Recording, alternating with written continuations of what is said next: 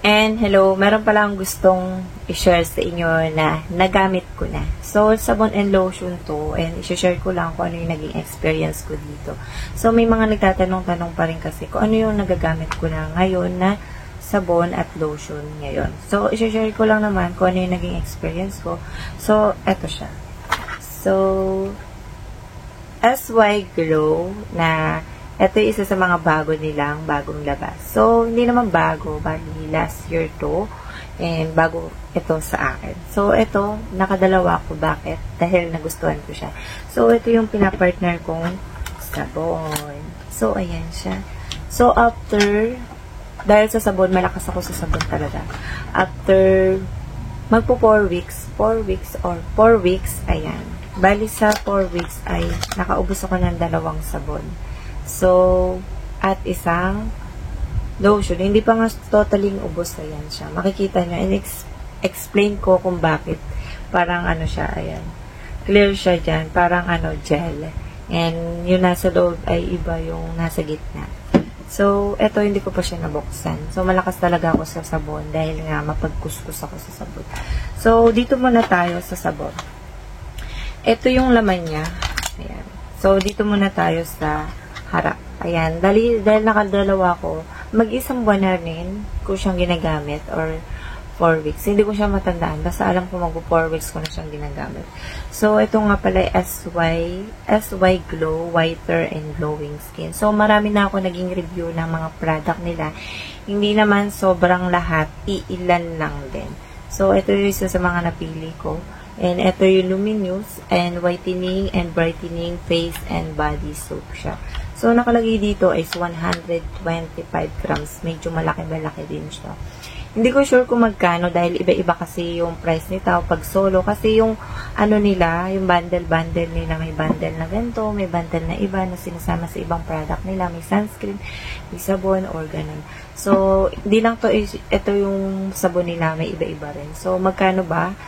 So, sa TikTok ko lang din kasi siya na nakikita. So, yung mga naging iba kung ano, and sa TikTok lang din. So, magkano siya? Hindi ko sure, pero check nyo na lang kung magkano. Dahil iba-iba rin kasi.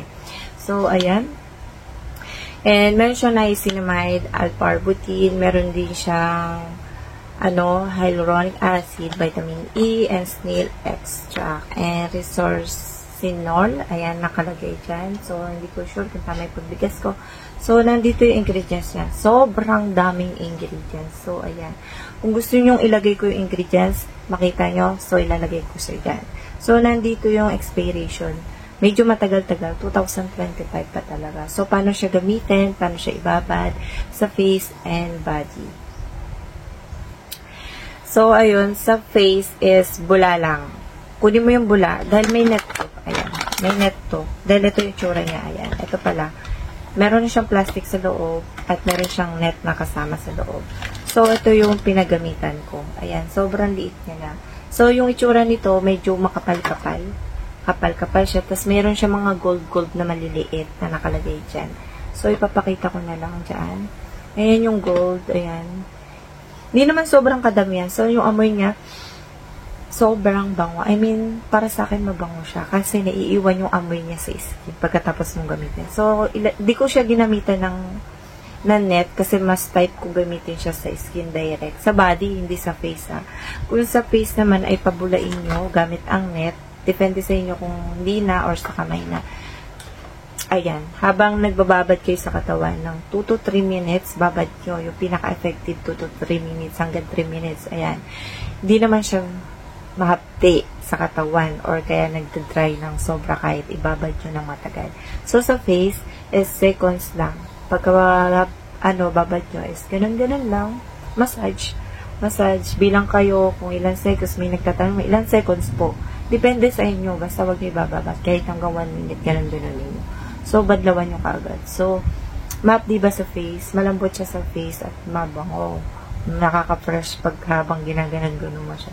So, hindi naman siya malagkit sa face. I mean, mahapti sa face. pag ginagamit siya. So, pagdating naman dito sa likod, nandito na may manufacturer. Sa Davao City pa siya nanggagaling itong ino-order ko pagka ako nag-order sa kanila. Kasi may mga iba akong mga naging review ng mga product nila. So, ang ganda ng lotion nila. So, ito na naman yung isa sa mga lotion na try ko na isa sa maganda. Meron pa ako hindi natatry. Gusto ko yung isa, yung tomato. Ayan, yung brightening lotion nila. So, hindi ko pa yung natatry. So, pwede nyo naman yung i-check yung Lazada, Shopee. Ayan, meron silang website. So, check nyo na lang. Nagla-live sila sa TikTok. Mismong live, mas okay kasi mas makakapag-less kayo, makakapag-save. So, ito naman yung isa. Ito yung pinaka nagustuhan ko dito. So, sobrang ganda ng packaging niya.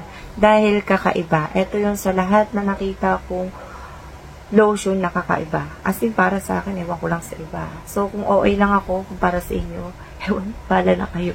So, ito yung isa. Dahil dalawa to. Nakadalawa ako dahil gusto ko siya kasi.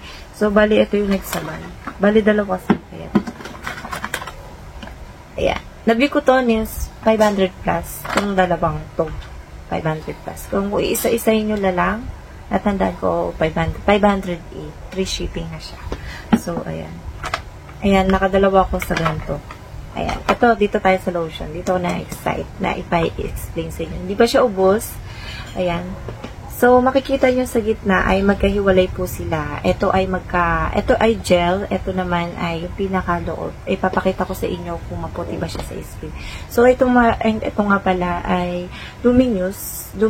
Ayan. SY Glow, whiter and glowing skin din siya. SY Glow pa rin. 24 gold. Ayan. And, wala siyang gold sa loob ba. Ayan. Yung makikita nyo. Ito naman ay whitening lotion with SPF 75. Meron siyang niacinamide, alpha-arbutin, vitamin E, and restorcinol. Ayun. And, ayan. Ito yung packaging niya. So, ayan. Pagdating dito sa likod ay sobrang daming ingredients. So, ayan. Hindi ko siya makita masyado. So, ilalagay ko lang dito. Hindi ko lahat. Iilan lang ang ilalagay ko. So, paano siya paggamit?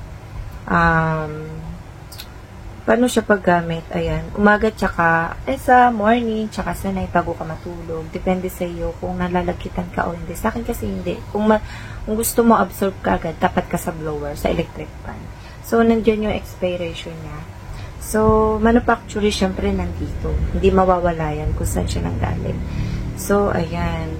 And, yung nga pala, yung tawag dito ay serum ingredients.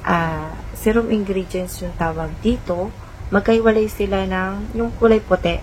Serum ingredients yan. Tapos, ito naman ay lotion ingredients. Yung, niya, yung ingredients niya. Parehas ko ilalagay yung ingredients niya. So, ayan. Magkaiwalay sila na ingredients. So, ipapakita ko na yung loob niya. Ayan. Ito siya. Para siyang Colgate, sabi daw nila. So, ayan. Ginaganto-ganto ko siya dahil natutuyo yung pinaka-lalabasan niya. So, ayan yung loob niya. Yung sa may gitna ng mga bilog-bilog, tuldok-tuldok na yan. Ito yung sa may yellow. Kulay puti yung loob niyan. Tapos, ito yung nilalabasan niya sa gilid. Diba ang galing na packaging niya? So, may magtatanong dyan, pwede ba siya sa face? Body lang talaga siya, body. So, ito siya. Ayan. Oh, ayan, diba? Makikita nyo yung makintab, ayun yung serum, pinaka-gel niya. Ayun tawag dito, serum. Pinaka-serum niya. So, yung puti na yun, ayun yung nasa may pinaka-loob na yellow. So, ipapakita ko sa inyo. Ito yung itsura niya. So, pumuti ba ako dito? Yes, pumuti ako dito. Kaya nga, nagpangalawa ako dito. Kasi, kahit na nagpapaitim talaga ako minsan. Siyempre, nagre-review tayo ng mga product. Kailangan mo rin adjust sa skin mo. So, ayan. Hindi siya sobrang puti. Basta igaganto nyo muna kasi na-try ko ay yung lumabas lang yung kulay puti. Tapos ang lumabas, hindi lumabas yung ano.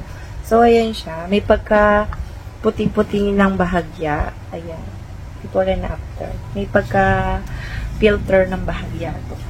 So, maganda siya sa skin. Hindi siya malagkit, madali din siya ma-absorb sa skin. Kaya ginagamit ko siya ng umaga. So, malambot naman siya. Hindi siya malagkit. Ayun.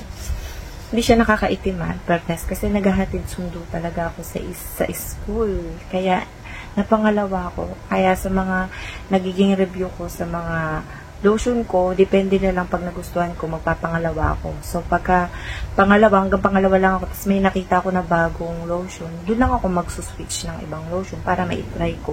So, sasabihin kasi iba, maputi ka na, bakit kapag gamit ng ganito. Kaya nga po ako nag-review. So, ayan. Hanggang liit minsan nilalagay ko, tsaka sa body, sa fingit. So, ayan. Ayan siya. Hindi naman ako sobrang nangingitim dito. Ayan. Dahil siguro sa liwanag, wala kasi akong ring light sa harap. Talagang liwanag. Umaasa ako sa liwanag ng pintana. So, ayun lang yung masasabi ko rito. After 4 weeks, and hindi naman ako nagkaroon ng problema sa paggamit dito. So, na-share ko lang din. So, ito yung isa sa mga nagustuhan ko lotion. So, see you next vlog. Bye!